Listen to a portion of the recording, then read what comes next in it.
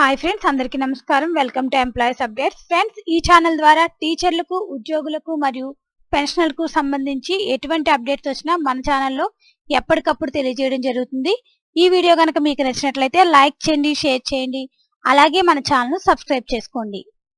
AP ఉద్యోగులు, పెన్షనర్ల జనవరి నెల జీతాలు, పెన్షనర్ల గురించి రకరకాల సందేహాలు మన ఉద్యోగులు, పెన్షనర్లలో ఉన్నాయి.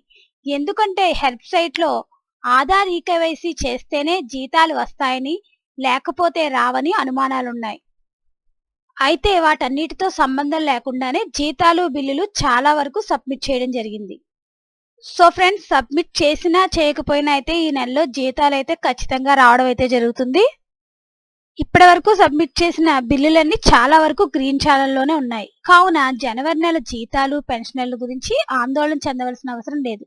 అదేవిధంగా కొంతమంది సంఘ నాయకులు గవర్నర్ను కలిసిన సందర్భంలో ప్రభుత్వం ఇచ్చిన వివరణలో సకాలంలో సబ్మిట్ చేసిన బిల్లులను 5వ తేదీ లోపల 90% చెల్లిస్తామని చెప్పడం జరిగింది.